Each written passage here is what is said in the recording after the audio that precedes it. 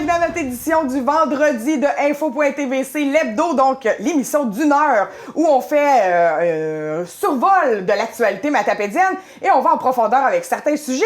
Zoé est avec moi. Bonjour. Qui a fait des belles rencontres cette semaine qu'on verra. Oui, plusieurs. Oui, plusieurs. Hein? Après notre bloc d'actualité, on s'en va vers les invités que tu as rencontrés cette semaine.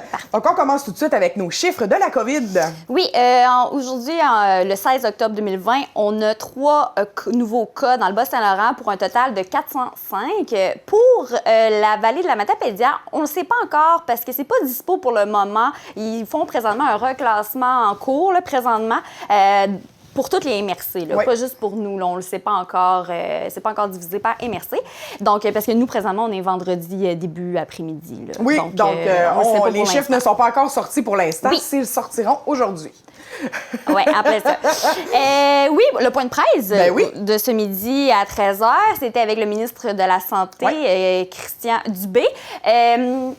Il a beaucoup répondu à des questions, là, mais en gros, ce que j'ai surtout retenu, c'est l'INESPQ qui ont fait, finalement, qui font comme un peu des statistiques, des sondages. Puis, il y a 3 points qui ont beaucoup attiré, je dirais, le ministre de la Santé et le Dr Arruda. Oui.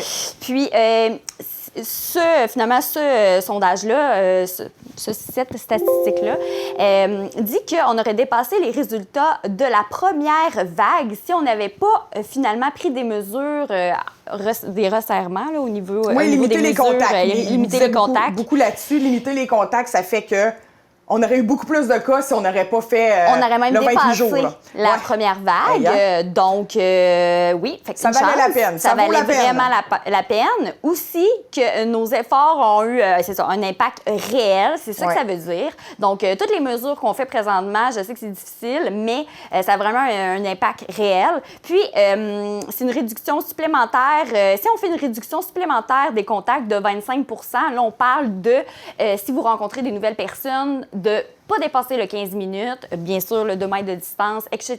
Et le masque. Ça ferait qu'on pourrait non seulement stabiliser, mais peut-être être dans une situation presque idéale. Donc, peut-être pas retour à la normale. Non, mais quand même. Mais quand même. Là.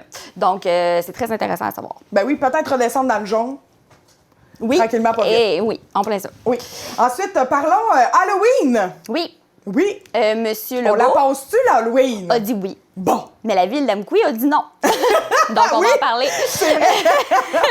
Bon. Donc, on va parler au Québec pour commencer. Oui. Monsieur Legault a dit oui, mais passer l'Halloween en famille, donc pas avec des amis. Puis, aussi, 2 mètres de distance, bien sûr, qu'il faut respecter en passant à l'Halloween. Puis aussi, je vais faire un mime, là, mais l'idéal serait de mettre un gros bol dehors avec des sacs. Des portions, là. Oui, puis que la personne, le propriétaire de la maison ou les personnes qui donnent les bonbons, ben c'est ça, c'est dans un sac, donc tu le donnes pas. Puis 2 mètres de distance et on dit juste « Joyeux Halloween! » Oui, beau costume. Puis quand tu prends ton petit sac de bonbons, ben tu touches pas aux autres. Voilà. Donc, si tout le monde fait ça, que ça devrait bien aller. choisir la pomme à l'épicerie, là. Oui, un peu le même principe, finalement. Oui, en plein ça. Puis pas de soirée arrosée pour les adultes. Non. Donc, en d'autres mots, pas de party. Pas de party. Donc, mais Amqui, eux, ils préfèrent pas. Ils invitent les gens à ne pas passer l'Halloween. D'accord. Le communiqué de presse dit ça. Oui. Donc, c'est pas... on ne veut... Tu sais, on préfère pas, là, mais il n'y a pas de... C'est pas interdit, par contre, c'est une suggestion de ne pas passer l'Halloween. Et ils ont trouvé une solution, en fait, pour que les enfants aient des bonbons quand même. Oui, eux, ils donnent. Oui. La Ville d'Amqui, grâce à plusieurs entreprises de la vallée, ils vont donner aux enfants dans les 2 écoles de la Ville d'Amqui, soit Sainte-Ursule et l'école Caron, pour les enfants en préscolaire et au primaire. Alors, ça va être le 30 octobre après-midi, bien sûr, si rien ne change, parce que chaque jour change dans ces temps-ci. Oui. Alors, ça serait chaque groupe un à la fois, là, finalement, à l'extérieur. Puis, ils ont à peu près 550 sacs. Puis, c'est grâce à de nombreux partenaires, comme je disais un peu plus tôt, Rossi, Art, Métro, Maxi, Family Prix, Brunet, Marché Richelieu, Clinique dentaire Pillon et Dupré, Clinique dentaire Sylvia, Rosa, Société de l'assurance automobile du Québec, Desjardins Caisse Vallée de la Matapédia et la chocolaterie Bellegarde avec son fameux chocolat. Wow, fait que beaucoup de gens qui ont collaboré à ça, là. Oui, Oui, et aussi la ville d'Amqui invite les familles c'est comme je disais un peu plus tôt, à ne pas passer l'Halloween, mais donne des idées d'activités. Donc, organiser une chasse au trésor dans sa cour. Ah, ben oui, Déguiser toute la famille. évidemment. Faire un souper spécial à la thématique d'Halloween, faire une dégustation de bonbons, lire des livres d'horreur aussi. Ah, ben c'est une belle oui. activité. Ou aussi célébrer l'Halloween avec un feu de joie. C'est la première fois que j'entends celle-là. C'est quand même C'est une bonne idée. C'est Oui, une bonne idée. Oui. Donc, puis pour les autres municipalités, il n'y a pas vraiment de consignes claires jusqu'à maintenant. On ne sait pas trop dans le secteur Est qu'aux Abscales. Il n'y a pas eu de communiqués qui sont sortis. Secteur Ouest non plus. Donc, à suivre si vous pouvez passer l'Halloween ou non dans ces municipalités. On parle vraiment juste de la ville d'Amqui. Ensuite, nouveau service pour recycler les papiers de bonbons. Encore à la ville d'Amqui. Oui. Je fais le lien. Oui. Recycle maintenant la ville d'Amqui, pour l'Halloween, là, surtout, là, recycle n'importe quelle marque et taille d'emballage de collation et de bonbons. Donc, exemple, bonbons individuels, emballage de biscuits, sac à collation à emballage multiple et sac à collation de taille familiale. Rappel de la ville d'Amqui aussi, à l'année, on récupère les batteries, piles, cartouches, laser et jets d'encre. Aussi, téléphone cellulaire, tout type de crayons, stylos, marqueurs, etc. Donc, un petit rappel. Ah, c'est bien intéressant, ça. Habituellement, on jette ça ou on les garde, tu sais, les vieux cellulaires, on ne sait pas trop quoi faire avec ça. On pense jamais à mettre ça dans... Allez porter ça, il y a des points de chute dans la ville d'Amqui pour aller porter ça. Ensuite, on est rendu à la moitié des 28 jours. On a même dépassé les 28 jours. Et hier, M. Legault, dans le point de presse, a mentionné qu'il y a des bonnes chances qu'on prolonge. Finalement, les restrictions. Oui. Oui, on continue comme ça, on est content, mais il faut encore s'améliorer, puis on est rendu à moitié, puis c'est ça, on pense encore prolonger, peut-être pas toutes les restrictions, mais certaines. Bon, donc on lâche pas, on continue, 2 mètres, masque, pas de rassemblement. Continuez comme ça va bien. Pascal Bérubé reste le chef parlementaire du PQ, finalement. Oui, les principaux officiers parlementaires vont conserver leurs fonctions. Donc, le nouveau chef, Paul Saint-Pierre Plamondon, a envie de ne pas changer une formule qui fonctionne selon lui. Il a réitéré sa confiance envers eux. Donc, Pascal Bérubé, le chef, demeurera le chef parlementaire. Puis, Pascal Bérubé a assuré que l'équipe des députés du Parti québécois allait continuer d'affirmer ses valeurs nationalistes avec la même ardeur, en plus de jouer son rôle d'opposition et de surveillance. Le député de Matane-Matapédia mentionne « Nous souhaitons plus de transparence de la part du gouvernement quant à sa gestion de la pandémie. Nous voulons des actions réelles pour mieux protéger l'environnement. Nous souhaitons également montrer aux Québécois tous les avantages de l'indépendance. Nous avons une nouvelle direction, certes, mais ce que nous sommes ne change pas. » Donc, c'est ce qui... Citation de M. Bérubé. Citation de M. Bérubé. Puis, quant aux autres responsabilités parlementaires et dossiers de porte-parole, ils seront connus ultérieurement. Merci. Ensuite, la semaine prochaine, c'est une semaine québécoise, la semaine québécoise des rencontres interculturelles. Oui, du 19 au 25 octobre 2020, 18e semaine québécoise des rencontres interculturelles. 8 MRC du Bas-Saint-Laurent s'unissent autour de la thématique qui se nomme « Notre Bas-Saint-Laurent en commun, des mots qui se rencontrent ». Ici, dans la Matapédia. Le lancement, c'est lundi, le 19 octobre à 20h45 sur la page Facebook de la MRC de la Matapédia. Midi 45. Midi 45, j'ai dit quoi? T'as dit 20h. Donc, Mon midi Dieu, 45. midi 45, désolé. Finissez votre heure de dîner avec nous. Sur la page en plein ça. Réalisé par nous, la TVC de la Matapédia. C'est 5 épisodes. Puis les balados nous plongent dans la vie des personnes immigrantes qui s'installent à la MRC de la Matapédia. Il sera aussi possible d'écouter les balados à partir de différentes plateformes que sont Balado Québec, Apple Podcasts, Google Podcasts et Spotify. Donc, très bonne nouvelle. Peu importe la plateforme où vous consommez vos podcasts, ben, vous avez accès à un podcast 100% matapédien, Je migre en région, très intéressant. On est fiers. On est fiers d'avoir contribué à ça. Encore une nouvelle pour la ville d'Amqui, nouveau module de jeu. Présentement, sont en train de faire ça. Présentement, au parc Pierre et Maurice Gagné, module pour 5 ans et moins. C'est un besoin exprimé par les familles dans le cadre de la politique familiale municipale d'Amqui. L'investissement est possible finalement grâce à l'organisation participation qu'on appelle la MRC de la Matapédia, le comité de développement d'Amqui et la ville d'Amqui dans le cadre de l'entente de développement local. Veuillez prendre note qu'en raison des travaux, une partie de la piste cyclable est présentement fermée. Super ça, fait que les tout-petits vont être contents. Plus de modules pour s'amuser. Oui. Ensuite, le club de ski de fond, Arfans des Neiges d'Amqui a procédé aussi à de l'aménagement. Travaux majeurs dans les pistes présentement. La portion près du lac Matapédia a été relocalisée. Pourquoi? Parce que ça va faciliter le travailleur des tracteurs durant l'hiver à cause du vent et meilleures conditions pour le ski. Donc, vous allez pouvoir faire du ski de fond cet hiver. C'est quelque chose qui est très COVID-proof. On est individuel. Très individuel. Oui. Ressortez vos grands skis 1977 de 3 mètres et demi. Vous allez avoir 2 mètres entre chaque personne. Les serres Nem taillées de Sainte-Irène font un don. Oui, l'organisme matapédien d'aide alimentaire à Moisson-Vallée qui va avoir cette aide alimentaire. Puis ça se retransformer en repas réservé aux matapédiens vivant des situations socio-économiques difficiles. C'est David Jacques qui est responsable du projet d'agriculture collective à Sainte-Irène.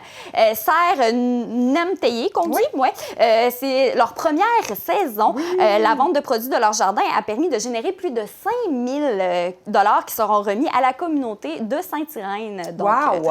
Un grand pas en avant vers l'autonomie alimentaire de la MRC. Très bien. Ensuite, il y a des travaux qui vont avoir lieu du côté de Saint-Léon-le-Grand. Avis d'entrave du 19 au 30 octobre prochain. Travaux de restructuration de ponceau se tiendront dans le secteur de Saint-Léon-le-Grand au nord du rang Coulombre et circulation en alternance et vitesse maximum permise dans ce secteur à 70 km/h. Bien, merci beaucoup, Zoé, de nous avoir fait le tour de l'actualité. Puis on s'en va à une courte pause et on revient avec les entrevues que tu as réalisées cette semaine.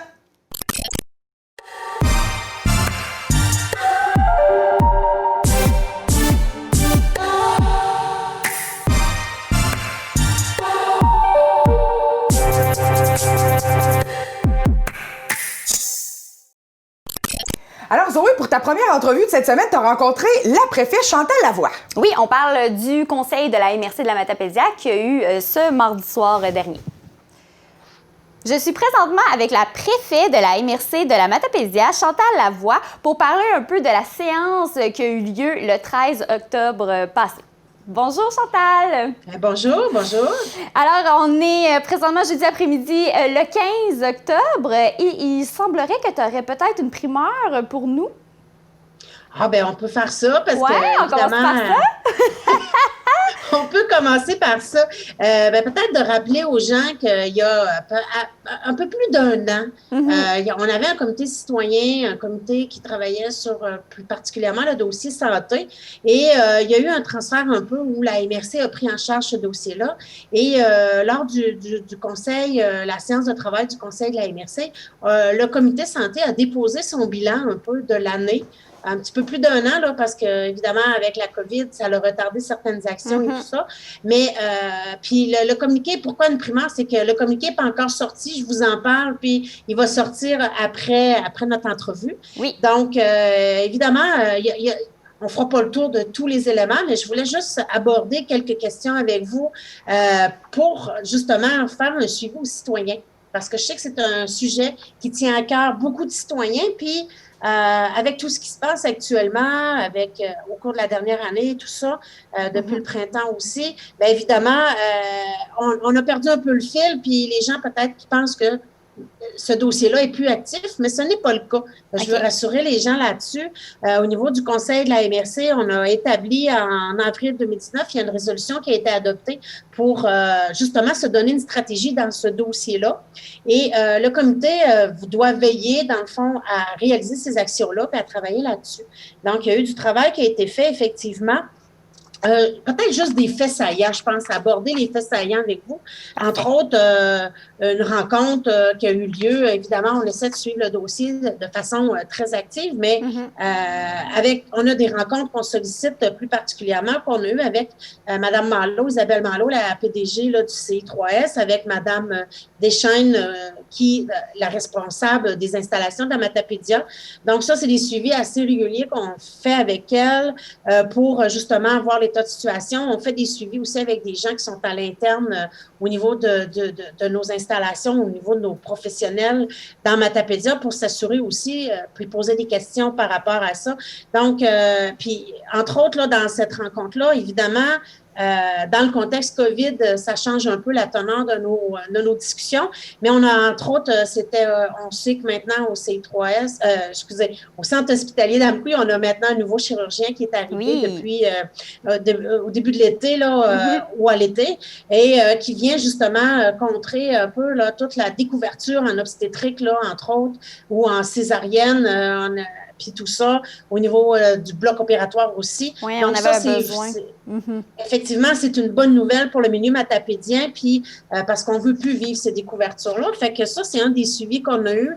On a parlé de plein de choses, là, je vous dirais, mais je voulais quand même le soulever auprès des gens si c'était intéressant. Des suivis aussi qui sont faits plus régulièrement par des spécialistes qui viennent ici au centre hospitalier.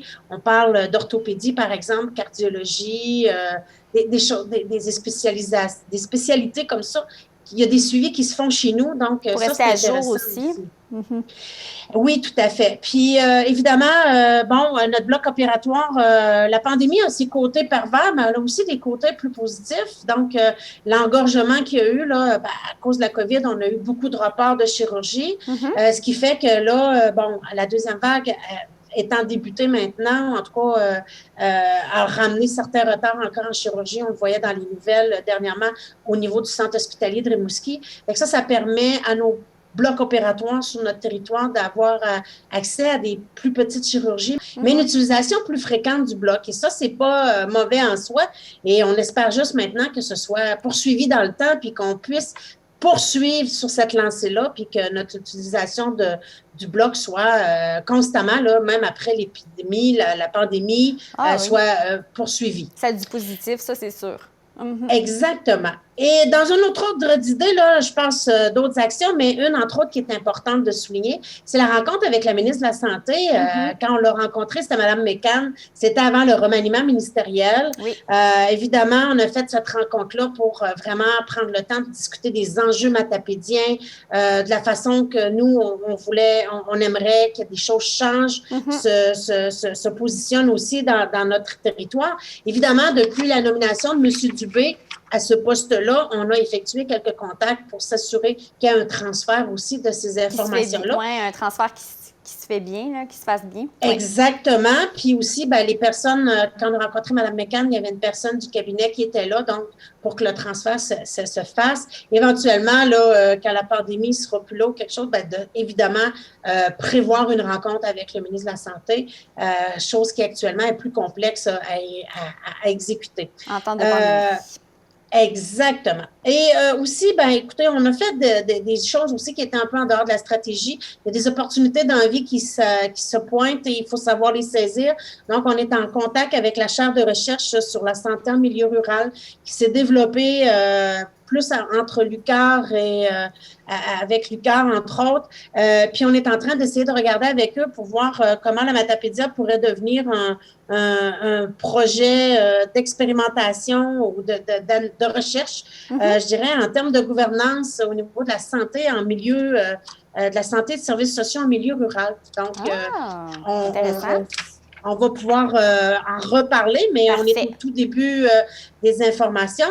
On est aussi en discussion avec le Bureau de l'innovation du ministère de la Santé et des Services sociaux pour essayer justement de trouver peut-être une solution en télémédecine ou quelque chose du genre là, pour tout ce qui est l'obstétrique, je dirais plutôt la dynamique là, au niveau de l'échographie obstétricale. Donc, on essaie de trouver on est en mode solution, on est en discussion aussi pour essayer de, peut-être, je ne sais pas si ça sera possible, mais de mettre en place un projet pilote pour expérimenter quelque chose sur le territoire. On est vraiment au tout début des discussions, mais il y a quand même des intérêts. Donc, ça bouge finalement, ça continue d'avancer malgré la pandémie au niveau juste un dernier point, le Conseil de la MRC a adopté en août une résolution pour la révision du programme là, au niveau des indemnités là, pour les gens qui ont à se déplacer pour suivre, avoir des traitements ou des soins à l'extérieur de la région. Quelques semaines après, le ministre annonçait qu'il s'engageait à revoir, à réviser ce programme-là. Donc, on est plutôt content aussi que cette action-là puisse porter ses fruits. Vous voulez dire pour que les gens peut-être se fassent rembourser pour exactement. les Quand on voit, par exemple, le gaz, le transport, etc. Oui, j'ai vu ça passer aussi, oui. C'est ça. Très intéressant. Donc, exactement, on a fait des propositions dans notre résolution là, et on souhaite, évidemment, donc le ministre s'est engagé à faire la révision. Donc, on pourra, à ce moment-là, nous, on va surveiller ça pour oui, parce qu'il y a vraiment une différence entre être une personne malade à Montréal et être une personne malade à Amqui, quand on a besoin d'avoir des soins en ville. Là. Il y a beaucoup de coûts rattachés à ça et beaucoup de rendez-vous souvent de suivi en plus. Donc, oui, puis même pour nos gens de la Matapédia, accéder à des soins à Rimouski, c'est pas évident pour tout le monde. Non. Tout le monde, il y a des gens, c'est plus difficile, ils doivent prendre des journées pour accompagner leurs parents malades, par exemple. Des rendez-vous, quand ça fait des mois que tu attends un rendez-vous, quand le rendez-vous arrive, tu veux te déplacer. On a plein de particularités si on est à l'extrémité du territoire, tout ça. Donc, on veut faire reconnaître cet élément-là. Très important. Puis la révision de ce programme-là pourrait répondre à ces besoins-là. On va essayer de suivre ça de proche. Vous avez parlé aussi un peu de... c'est la période de pré-budgétaire. Là, en temps de pandémie, c'est un peu différent. Oui, bien, on est là-dedans. On débute, là, la MRC. On sait que les MRC au Québec ont, à la fin novembre, à adopter leur budget là, pour l'année qui s'en vient, donc pour 2021. Et les municipalités doivent le faire en décembre, janvier aussi. Donc, évidemment, les municipalités vont attendre un peu pour que la MRC donne son budget pour pouvoir finaliser le leur. Mais ce qui ne veut pas dire qu'ils commencent après. C'est déjà débuté, autant les municipalités que la MRC, débuté là, un peu les exercices de réflexion et de mise en place là, de ce que pourra ressembler. Évidemment, c'est un contexte un peu particulier pour faire un budget. Autant pour les municipalités que les MRC, disons que le contexte pandémique a changé les prévisions qu'on avait fait de l'année 2020. Puis, on ne sait pas comment ils vont influencer 2021. Fait que il y a beaucoup de si, hein? Si ça continue, si ça va mieux, si ça va pas mieux. Voilà, mais il faut travailler avec ça. Oui. Et c'est un beau défi. Donc, effectivement, là, c'est à suivre ça aussi. Mais vous avez eu, je pense que vous avez eu un bon budget dernièrement, près de 8 millions, qu'on a lu la MRC de la Matapédia pour aller un peu dans les infrastructures. On parle à Lac-aux-Saumons, Amqui, Sainte-Irène. Ben là, ce que vous parlez, probablement, c'est l'argent que le gouvernement a donné aux municipalités pour pallier aux pertes ou aux dépenses que les municipalités ont dû affronter dans le contexte pandémique, par exemple. Donc, ça, c'est un budget qui vient du gouvernement du Québec, qui est donné directement aux municipalités. Puis, évidemment, la MRC, comme elle est, je dirais, l'entité municipale des territoires non organisés, il y a un montant associé à ça, mais c'est très, très minime là, parce qu'on n'a pas beaucoup de population sur nos territoires. Donc, cette enveloppe-là est comme en deux éléments. Une qui reconnaît la population et la deuxième qui reconnaît, dans le fond, il y a eu une étude qui a été faite par les deux unions municipales qui sont la FQM et l'Union des municipalités du Québec, qui ont fait un sondage auprès de leurs membres pour évaluer les pertes associées. Donc, dépendamment là, du type de municipalité, de la grosseur et tout ça, il y a des montants qui sont pris en considération. Fait que chacune des municipalités recevra un montant, mais c'est pour pallier, comme vous dites, à des frais d'entretien ou des locations qu'ils n'ont pas eu pour les municipalités, toute la mise en place de mesures de protection pour leurs employés, pour les bureaux et tout ça. Donc, c'est pour pallier aux frais que les municipalités ont dû assumer en regard de la pandémie, effectivement. OK. Aussi, présentement, il y a une fiche d'auto-inspection en prévention d'incendie qui circule, que les gens vont recevoir chez eux, chaque personne qui est propriétaire, finalement. Est-ce que vous pouvez nous expliquer un peu c'est quoi? Bien, dans le cadre, le service incendie doit, dans le cadre du schéma de couverture de risque de la Matapédia, doit justement faire des inspections obligatoires dans les résidences privées, entre autres. Et cette fiche d'auto-inspection-là, donc avec la COVID, on ne peut pas entrer chez les gens, c'est pas recommandé de visiter, de se promener. Oui. Donc, la petite méthode un peu créative que le service incendie va faire, c'est que les personnes qui devaient, à chaque année, on a un nombre de personnes qui doivent être rencontrées. Fait que les personnes qui devaient être rencontrées cette année pour cette évaluation-là, puis on dit vraiment, là, c'est les gens qui passent à ce moment-là, donc ils vérifient avec les propriétaires un peu juste les détecteurs de fumée, par exemple, pour s'assurer qu'ils ne sont pas passés date, qu'ils sont bien installés, exactement. Tout au niveau des issues de secours, selon la façon aussi qu'on chauffe la maison, s'il y a un poêle à bois, la protection. Donc, c'est vraiment en prévention. Et ces visites-là, donc, ne peuvent pas avoir lieu. Fait que ce qui est prévu, c'est que les gens qui devaient recevoir la visite des gens, des préventionnistes, donc vont avoir une correspondance par la poste. Ils vont devoir remplir cette fiche d'auto-évaluation-là, d'auto-inspection, et la retourner faire un peu finalement qu'est-ce que l'inspecteur fait, mais on le fait nous-mêmes, on remplit la fiche. Puis, ça permet de... Parce que oui, effectivement, c'est important d'avoir un système d'alarme qui marche. Hein? Et pour terminer, là, c'est sûr que c'est différent avec la pandémie par rapport à la période de questions du public pendant les séances que vous avez à la MRC de la Matapédia. Donc, comment que les gens peuvent poser leurs questions? Bien, c'est ça, on a mis en place un petit système où les gens peuvent nous joindre, nous envoyer leurs questions avant la séance qui, vous savez, maintenant sont diffusées là, par un lien Internet diffusé là, sur YouTube là, par la MRC. Donc, pour être capable de répondre aux gens, on a mis en place une procédure pour que les gens puissent nous adresser leurs questions, qu'on puisse y répondre soit en séance publique ou autrement aussi. Mais évidemment, nos bureaux sont toujours ouverts. Donc, si les gens ont des questions, ne pas se gêner de nous contacter. On va trouver la personne qui peut répondre ou l'information qu'on pourrait leur donner à ce moment-là. Mais si les gens voudraient s'adresser au conseil de la MRC, ce qui est nommé, c'est sur la page Facebook de la MRC, entre autres. Les gens peuvent nous envoyer leurs questions à l'adresse m.lavoie à commercial mrcmatapedia.québec. Et c'est le directeur général qui reçoit les questions. Il va les acheminer pour qu'on puisse y répondre lors de la séance publique du conseil de la MRC. Donc, je vais m'assurer que ces questions-là soient posées et qu'ils soient répondues aussi. Et oui, évidemment. Et cette séance-là, les gens pourront... puis je pense aussi, là, il y a des gens qui vont pouvoir recevoir une réponse plus personnalisée aussi. Là. Je pense que c'est important de le faire. Quand c'est d'intérêt public général, on va évidemment l'adresser lors du conseil pour informer toute la population. Sinon, ça nous fera plaisir de l'adresser directement à la personne.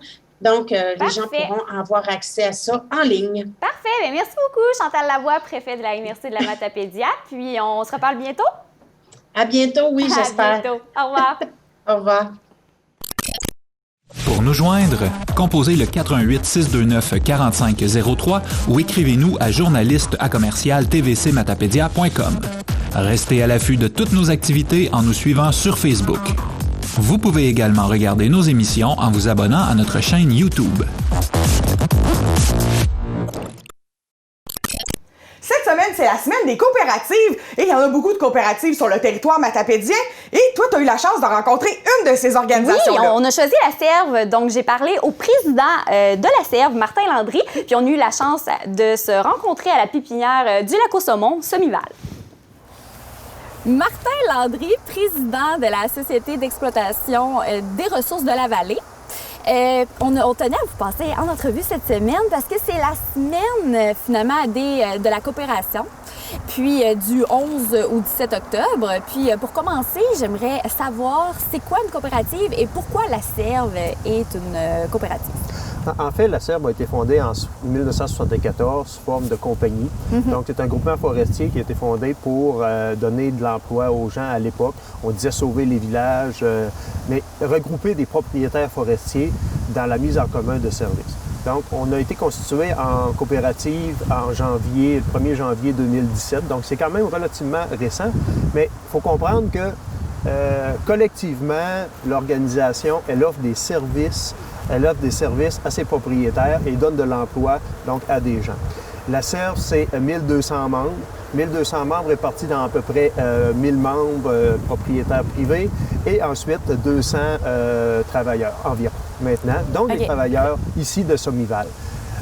Oui, parce que présentement, on est, juste pour mettre en contexte, on est à la pépinière de Sommival, puis il y a plusieurs filières finalement qui découlent de la SERB. L'organisation, c'est une grande organisation, donc on fait de l'aménagement forestier. Mais on a aussi des filiales. Filiale Sommival, qui fait de la production de plants forestiers ici à Lac-aux-Saumons, donc est une de nos filiales. Nous avons également le Centre sylvicole Forestville, donc sur la Côte-Nord, qui fait également de la production de plants forestiers. On est dans la sériculture depuis 2 ans, donc avec les sirops de la vallée et le centre acéricole matapédien dans le secteur de Saint-Cléophas. 62 000 entailles d'érable, donc on fait du beau sirop. On a également une pourvoirie, le bloc Faribault, donc pourvoirie pour la chasse à l'orignal. Donc, c'est l'ensemble de nos filiales. Et ces gens-là, maintenant, ils peuvent, par des changements réglementaires, peuvent devenir membres aussi là, de l'organisation. Donc, voilà pourquoi on arrive là, présentement à 1200 membres. Donc, on est une coopérative de solidarité. On est là pour mettre en commun des services, pour donner des services à nos membres, pour créer de l'emploi. Donc, on a, comme je disais tantôt, des membres propriétaires, des membres travailleurs. On a une autre catégorie ici qu'on appelle des membres soutiens, des gens qui ont à cœur le développement de l'organisation, puis qui sont membres de longue date. Donc, c'est les 3 catégories de membres et c'est pour ça que c'est une coopérative de solidarité. OK. Mais quels avantages que ça a d'être une coopérative comparé à une autre forme d'entreprise? Le contact direct avec les membres est différent. C'est-à-dire que l'ensemble des membres, prenez les membres propriétaires. L'ensemble des membres, les 1000 membres propriétaires, mettent en commun le service, en quelque sorte, et ça permet d'avoir une gamme de services peut-être plus adaptée aux propriétaires, tout ça. Donc, le rapport entreprise-client, c'est différent dans le sens qu'une entreprise va donner un service à un client, alors que là, on donne un service à un membre dans un esprit collectif qui fait en sorte qu'il y a un retour dans tout ça. Là, l'aspect collectif est important parce que c'est un partage en quelque sorte. Il y a un retour dans la collectivité beaucoup plus grand, beaucoup plus fort, puis je dirais un attachement à notre collectivité là, un peu plus fort. Là. Oui, je un petit peu mon bébé. C'est bien correct. Puis finalement, c'est ça, les gens ont un attachement plus fort parce que j'ai l'impression qu'il y a plus de gens qui sont concernés aussi à cause des différentes filiales et tout. Bien, évidemment, c'est un grand groupe. C'est un grand groupe, puis on doit développer davantage, lorsqu'on a une coopérative, cet aspect collectif-là. Et non pas uniquement que l'aspect économique ou l'aspect... on n'est pas seulement là pour faire de l'argent, là. On est là pour créer de l'emploi, oui, mais on est là pour notre économie régionale. L'organisation a toujours eu une place importante dans la Matapédia parce que 200 travailleurs, un chiffre d'affaires assez important de près de 15 millions. Donc, c'est de l'économie dans la vallée. Bien oui. Donc, c'est pas de l'économy qui va à l'extérieur. Donc, oui, il y a les emplois directs, les emplois indirects, il y a l'économie que ça amène chez nos marchands ici aussi dans la vallée. Donc, c'est à ça que ça sert une coopérative, être ancrée dans son milieu, développer son milieu. Oui, puis en plus, vous faites travailler une centaine de personnes. Bien, c'est environ 200. Si on regarde l'ensemble de nos filiales, nos travailleurs en forêt, au bureau, donc c'est à peu près 225 employés. Donc, c'est pas négligeable là, comme... c'est pas négligeable dans la vallée là, oui. Comme entreprise. Puis en plus, ça fait une quarantaine d'années que vous existez? En 1974 que la fondation de l'organisation a eu lieu. Wow, c'est fou. Bon, bien, merci beaucoup, Martin Landry, président de la SERB. Puis, bien, c'est ça, je tenais aussi à dire que ça fait une quarantaine d'années que vous existez. Donc, merci d'être dans la vallée et de faire prospérer nos entreprises. Ça fait plaisir.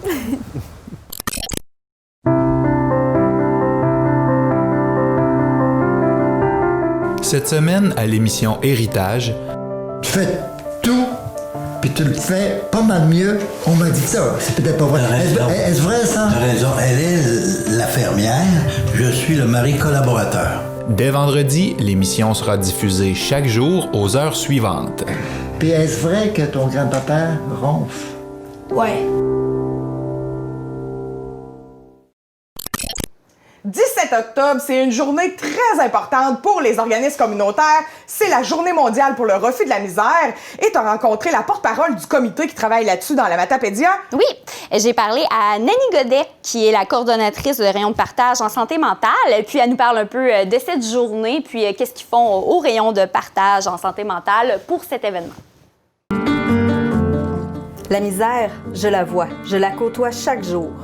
Je vois la misère des travailleurs qui sont affectés par les changements climatiques. La misère, je la vois dans les yeux d'une personne qui recherche un emploi sans trouver.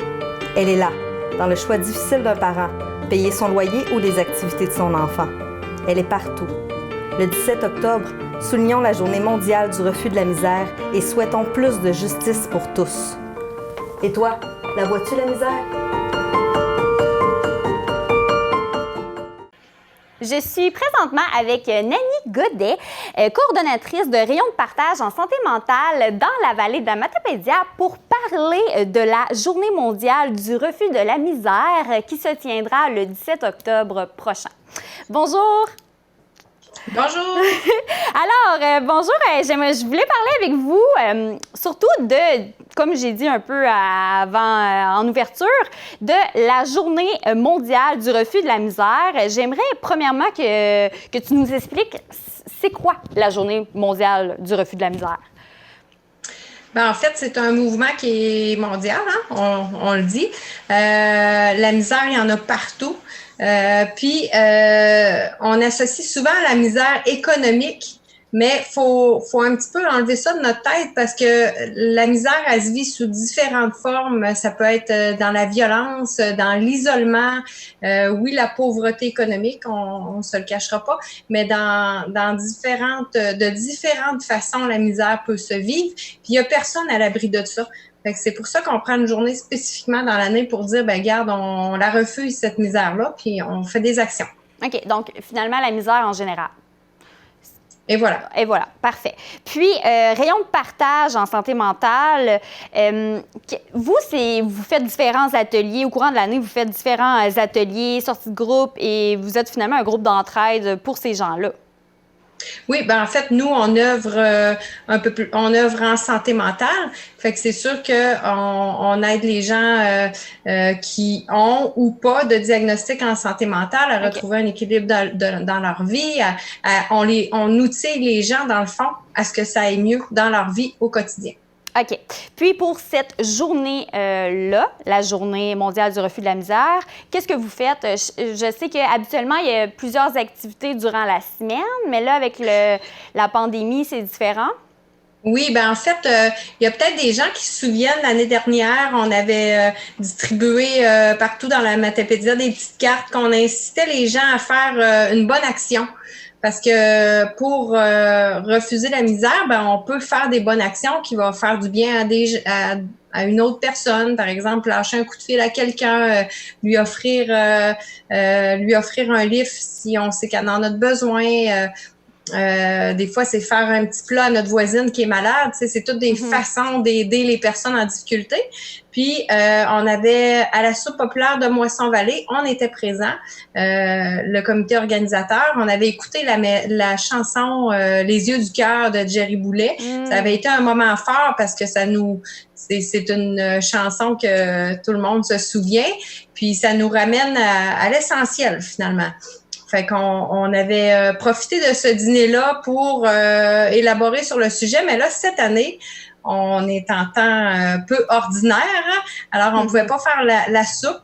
Fait qu'on s'est réinventé, le comité organisateur a mijoté des nouvelles façons de faire. Puis on a travaillé avec la TVC, justement. Oui, vous avez fait réalisé 3 capsules avec la TVC de la Matapédia et la CDC Vallée de la Matapédia. 3 capsules qui vont circuler sur les réseaux sociaux cette semaine. Je sais qu'il y en a déjà une en ligne. Puis le thème, c'est « La vois-tu, la misère ». Oui, c'est ça. En fait, le comité organisateur, il y avait Moisson Vallée, Tremplin Travail, la Maison des familles. Je regarde mes petites notes pour pas en oublier. La Maison des jeunes de Sébec, la Maison des jeunes d'Amqui, les grands amis de la vallée. Fait que c'est nous qui faisions partie du comité qu'on a réalisé ces petites capsules-là pour essayer de faire voir un petit peu, comme je le disais tout à l'heure, la misère, de quelle façon on peut la voir dans les yeux d'un enfant qui est mis à part dans la cour d'école. On peut la voir dans les yeux d'une personne que son emploi, en ce temps de pandémie, hein, des fois, il y en a que leur emploi est incertain. Fait que c'est aussi dans ces facettes-là qu'on voit la misère. Fait qu'on a fait 3 belles petites capsules que les gens vont voir sur les réseaux sociaux. Oui, il y en a déjà une, comme je disais, de publier sur la page Facebook de CDC Vallée de la Matapédia. Puis, effectivement, on peut voir la misère dans les yeux de tout le monde, un moment ou l'autre dans sa vie. Puis, c'est vraiment important, effectivement, cette journée. Pour terminer, c'est la journée, je sais que là, il y a des activités un petit peu habituellement tout au long de la semaine, mais qu'est-ce qui se passe cette journée-là, le 17 octobre, à travers le Québec? Il y a différentes activités, j'imagine, virtuelles qui vont se passer durant la journée? Oui, puis il y a aussi, j'ai fait une petite recherche Internet, puis il y a des endroits qui ont donné des pistes d'action pour le gouvernement, fait qu'ils vont vraiment nommer des pistes d'action cette journée-là même. Il y en a qui font des marches, il y a plein d'activités. Il y en a aussi dans d'autres pays qui se font aux États-Unis. C'est aussi parallèle avec la journée de l'élimination de la pauvreté, le refus de la misère, l'élimination de la pauvreté. Il y en a qui l'appellent comme autrement, mais il y a plein d'actions qui se fait partout pour cette journée-là. OK. Puis vous, rayon de partage en santé mentale, habituellement, comme je disais un peu plus tôt durant l'entrevue, vous donnez des ateliers, vous faites des sorties aussi, etc. Mais là, c'est fermé, vos bureaux sont fermés, le centre est fermé, mais vous êtes toujours disponible via le téléphone. Oui, en effet. En fait, on est ouvert, mais des petites périodes sur inscription. On a réinventé un petit peu notre façon de faire à l'accueil. Fait que c'est ça. On est encore ouvert, mais les gens doivent nous appeler avant. Mais depuis la mi-mars, on a toujours demeuré au téléphone. L'équipe d'intervention est là du lundi au vendredi. Les gens peuvent nous téléphoner. Si on n'a pas la réponse à leurs questions, à leurs besoins, on va les référer parce qu'il y a beaucoup de ressources en santé mentale à travers tout le Québec. Dans la vallée, il y a une belle équipe de santé mentale dans le communautaire, dans le réseau, mais aussi il y a plein de belles ressources qui existent. Fait que quand si on peut pas répondre adéquatement à la personne, ben on va la référer tout simplement. Parfait. Mais on est là pour accueillir la personne. Si la personne ne veut pas se nommer, on lui répond, puis on fait un bout de chemin. Dans le fond, c'est un oreille attentive, puis la personne, des fois, juste en nommant ses besoins, ben, elle trouve aussi ses solutions à travers ça. Oui, vraiment. Bien, merci beaucoup, Nanny Godet, coordonnatrice de rayon de partage en santé mentale. Merci d'être là dans la vallée de la Matapédia pour nous, parce que d'autant plus présentement, parce qu'on sait que ça touche beaucoup, les gens sont beaucoup affectés, leur mental est beaucoup affecté par rapport à la pandémie. Donc, merci beaucoup. Merci pour votre beau travail, Zoé. Merci à toute l'équipe. Au revoir. Au plaisir. Informatique Barrest est responsable de l'entretien du matériel informatique de votre TVC. Informatique Barrest, vente et réparation d'ordinateurs, services commerciaux et résidentiels. 418-629-INFO. Zoé, t'es retournée dans tes bottines d'ado pour aller à la maison des jeunes d'Amqui, à la Jeunatech d'Amqui cette semaine. T'es allée rencontrer Rosalie Belzile pour parler de... Pour parler de c'est la semaine, finalement, des maisons des jeunes cette semaine. Donc, j'ai choisi d'aller à la Jeunatech d'Amqui. Ouais. Donc, il y a plusieurs activités qui se passent, bien sûr, mais surtout en ligne. Donc, je parle de ça avec Rosalie Belzile. Je suis présentement avec Rosalie Belzile à la Maison des jeunes d'Amqui, la Jeunatech d'Amqui qu'on appelle aussi. Oui, la MDJ, Jeunatech, les deux, c'est bon. Je suis ici présentement pour parler de la semaine de la Maison des jeunes qui est organisée par le regroupement des maisons des jeunes du Québec. Est-ce que tu peux nous expliquer un peu c'est quoi cette semaine-là? Ben dans le fond, les semaines de Maison de Jeunes, c'est leur 23e année cette année. C'est du 12 au 18 cette année. C'est organisé dans le sens où on veut faire connaître les Maisons de Jeunes. C'est trop peu connu, c'est un organisme communautaire que beaucoup de personnes entendent parler, mais ne savent pas nécessairement ce qu'on fait. Fait que c'est vraiment de la visibilité qu'on veut faire cette semaine-là. Partout au Québec. Partout au Québec. Puis c'est leur 40e anniversaire au regroupement cette année. Fait qu'ils font ça en grand. La thématique de la semaine, cette semaine, c'est les Maisons des Jeunes changent nos vies. Fait qu'on veut savoir qu'est-ce que les Maisons des Jeunes ont changé dans les vies de... Peut apporter, finalement, aux jeunes. Ben, dans les jeunes qui fréquentent maintenant, qui ont déjà fréquenté des adultes et tout. Là, fait que c'est vraiment, là, on fait plein d'activités cette semaine. OK. Puis là, la Maison des Jeunes, c'est à partir de quel âge qu'on peut venir ici? Est-ce qu'il y a un âge? Ben oui, c'est de 11 à 17 ans. Donc, la journée de tes 11 ans jusqu'à la journée de tes 18 ans, tu peux fréquenter tout le temps. OK. Fait que c'est vraiment plus pour les préadolescents et les adolescents, je dirais. OK, parfait. Puis, là, présentement, les activités que vous tenez, que vous avez organisées cette semaine à la Génétech d'Amqui, c'est quoi? Ben dans le fond, on a fait... Ça se peut que ce soit pas en ordre. Mardi. Mardi, hier, on a rien fait. Ouais, là, aujourd'hui, on est mercredi. Jeudi, on fait un rallye photo familial. Donc, c'est comme spécial. T'es pas besoin d'être inscrit à la Maison des Jeunes pour participer. Ça peut être en famille, genre enfant 5 ans jusqu'à grand-maman, grand-papa. C'est vraiment familial. On va poster jeudi matin les indices. Vous prenez ça en photo, vous envoyez ça sur Messenger. Puis chaque équipe, on va dire une équipe, qui participe a la chance de gagner un concours. Dans le fond, c'est un concours. On fait tirer un cadeau d'un dollar de plus de 100 $. Puis je veux spécifier, ça va l'oublier, tous ceux qui participent aux activités de la semaine des Maisons de Jeunes gagnent un coupon par activité pour un tirage Apex Ways. Donc, à la fin de la semaine, on tire par rapport de ceux qui ont participé, puis on fait tirer un morceau de leur choix jusqu'à la concurrence. Oui, Apex Ways, les vêtements. Les vêtements créés qui... à Sébec. C'est ça. Parfait, Exactement. Vraiment intéressant, excellent. Donc, le rallye photo, c'est un concours un cadeau de 100 $. Puis le vendredi, porte ouverte pour les 8-10 ans.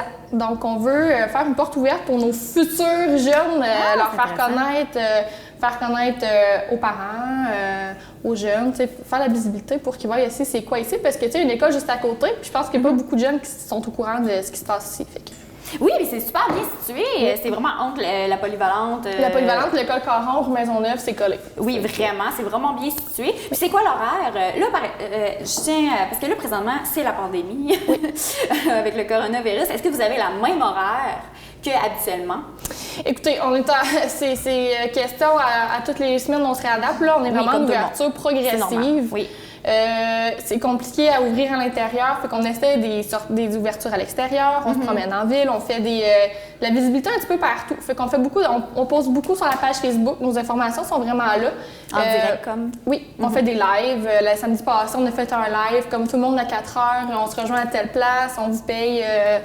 Fait que tu sais, c'est vraiment d'être attentif à ce qu'on poste, mais on est vraiment présent, on va essayer d'être présent plus en ville pour vraiment se faire voir. Puis tu sais, comme samedi prochain, j'ai oublié de le dire, là, on fait une grosse sortie à Rimouski. Peux-tu le dire, c'est quoi? OK. Parce qu'on l'avait pas encore dit sur la page Facebook. S'il fait beau, dans le fond, on monte à Rimouski, on arrête à une ferme, il était une fois, c'est une ferme, comment qu'on pourrait appeler ça? Familiale, là, avec plein de... Tu sais, c'est vraiment une super belle expérience. Puis on va aux Portes de l'Enfer ensuite. S'il pleut, les Portes de l'Enfer puis la ferme, c'est moyen. Fait qu'on va aller magasiner au Carrefour puis aller au cinéma Lido. Faire vivre une grosse expérience de cinéma, parce que c'est pas la même chose qu'ici. Fait que journée à Rimouski avec les jeunes. Est-ce qu'il y a un coût? Non, c'est déboursé. C'est déboursé par la Maison des Jeunes. Donc, je présume qu'on peut avoir les informations sur le Facebook, oui, la ça page va être Facebook publié, de la Génétech d'Amqui. Oui. Parfait, excellent. Mais habituellement, sans le COVID-19, c'est ouvert tous les jours. Ici, du mardi au samedi. Du mardi au samedi, les jeunes, ils peuvent venir passer du temps ici. Il y a une table de ping-pong. Il y a une table de ping-pong, une table de billard, il y a des ordis, on a une salle de musique, on a du Just Dance en bas, on a dehors un panier de basket, un panier de volley. On fait plein d'activités. Habituellement, on va jouer à tous les mercredis, on fait du sport au gymnase de l'école Caron. Les soirs, on est ouvert de 6 à 9. Les vendredis de 6 à 11 et les samedis de 6 à 10. Donc, c'est vraiment les soirs après le souper, toutes les soirées. OK. Puis je présume qu'il y a toujours un adulte. Deux adultes. Toujours deux animateurs. OK, toujours. Parfait. Puis aussi, c'est une belle plage, je trouve, pour venir se changer les idées aussi pour des jeunes que, par exemple, à la maison, c'est peut-être plus difficile. Exactement. Ou avec la pandémie, justement. Oui, parce qu'habituellement, on fait beaucoup d'ateliers de prévention, on a beaucoup de sensibilisation, on fait, comme je disais, du sport, on fait il y a toujours une thématique.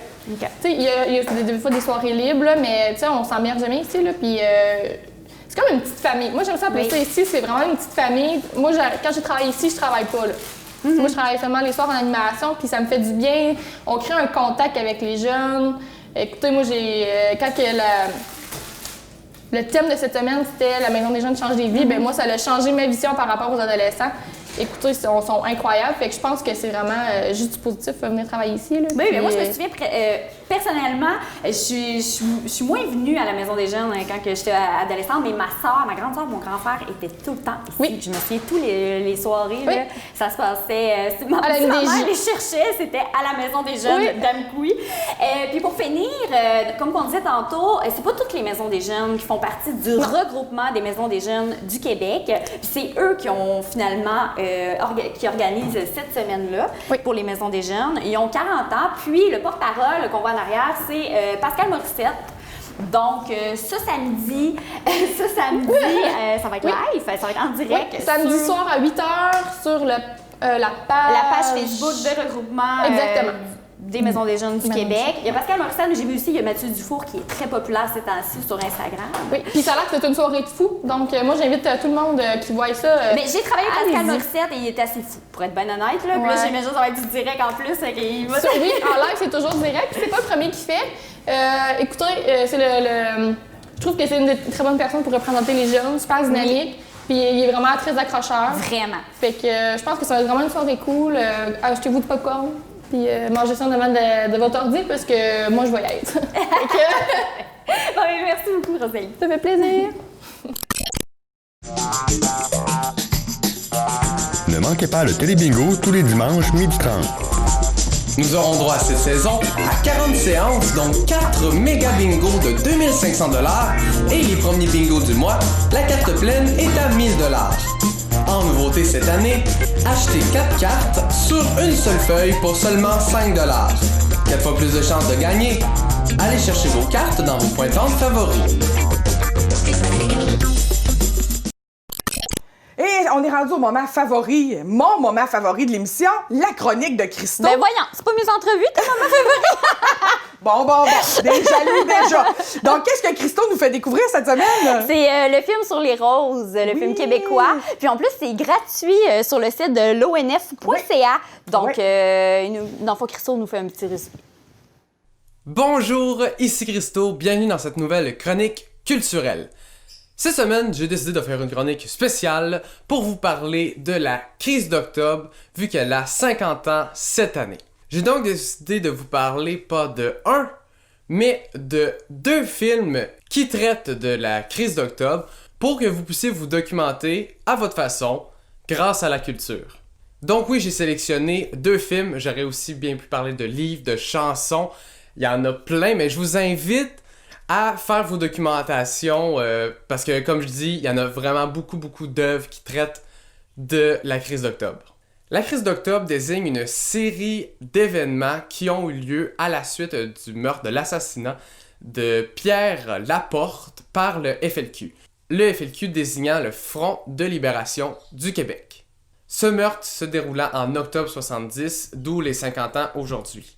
Je vais commencer en vous parlant du film Les Ordres, sorti en 1974. Donc oui, très d'actualité quand il est sorti. C'était un film réalisé par Michel Brault qui traitait de l'emprisonnement et des mauvais traitements qu'ont subis les citoyens innocents de la loi des mesures de guerre de la crise d'octobre 70. Ce film est inspiré de témoignages réels, donc, et très réalistes. Justement, c'est de ça que je vais en venir. Ce qui est vraiment génial avec ce film-là, c'est justement qu'il est très réaliste. Il ne présente aucune musique pour vraiment montrer le réel, le naturel. Il y a beaucoup aussi de gros plans sur les personnages ou sur des objets pour bien délimiter les actions. Donc continuons avec quelques extraits du film pour que vous voyez en images à quoi ça ressemble ce film-là. Il n'y a pas de moment où l'homme perd ses droits. La guerre. La guerre? Voyons, quelle guerre? À part de ça, avez-vous un mandat de perquisition? Plus besoin de mandat. Une loi spéciale. Richard, qu'est-ce qui se passe? On reçoit des ordres, vous le savez très bien, pour les exécuter. Des ordres? Les ordres de qui? On continue avec le film documentaire de l'ONF sorti cette année pour les 50 ans de la crise d'octobre, Les Roses. C'est un film réalisé par Félix Rose. 50 ans après les événements de la crise d'octobre, Félix Rose essaye de comprendre qu'est-ce qui a poussé son père et son oncle, 2 membres du FLQ, à commettre des actes felkistes. Comme je le dis souvent, une image vaut 1000 mots, donc allons voir la bande-annonce du film Les Roses de l'ONF. Qu'est-ce que vous vouliez obtenir lorsque vous avez déclenché ces événements? Les moyens démocratiques étaient bloqués.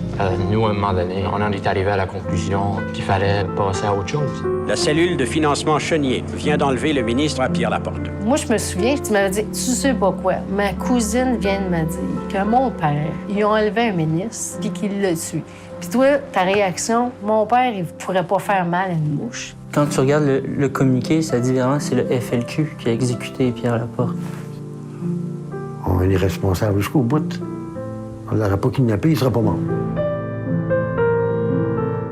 Ce film, Les Roses, est disponible pour le moment gratuitement sur le site de l'ONF, donc je vous invite à aller l'écouter. Je vous invite aussi à aller voir le film Les Ordres, qui est disponible sur YouTube, donc vous marquez ça, Les Ordres 1974 ou Les Ordres de Michel Brault, et vous allez le trouver.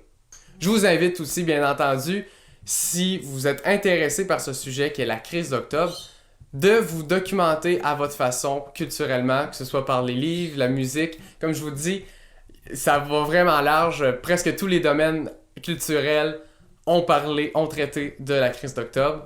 Alors voilà, c'était tout pour ce spécial crise d'octobre, cette chronique culturelle. On se retrouve la semaine prochaine dans votre émission d'hebdomadaire info.tvc pour une nouvelle chronique culturelle. Merci, c'était Christo. Ciao! Et voilà, c'est ce qui conclut notre émission pour aujourd'hui, vendredi. Merci beaucoup, Zoé, d'avoir fait le tour de l'actualité. On se retrouve mardi. Oui, à mardi. Bonne fin de semaine, tout le monde. Merci. Et vous, à la maison, ne manquez pas nos rendez-vous de ce week-end et de cette semaine, début de semaine. Donc, dimanche, midi 30, bingo. Vous pouvez gagner 700 $ en prix. Aussi, première partie de Jean-Guy Rioux à Héritage. Cette semaine, un beau témoignage à ne pas manquer. Suivez-nous sur nos réseaux sociaux, Facebook, notre chaîne YouTube. Merci beaucoup. Passez un beau week-end.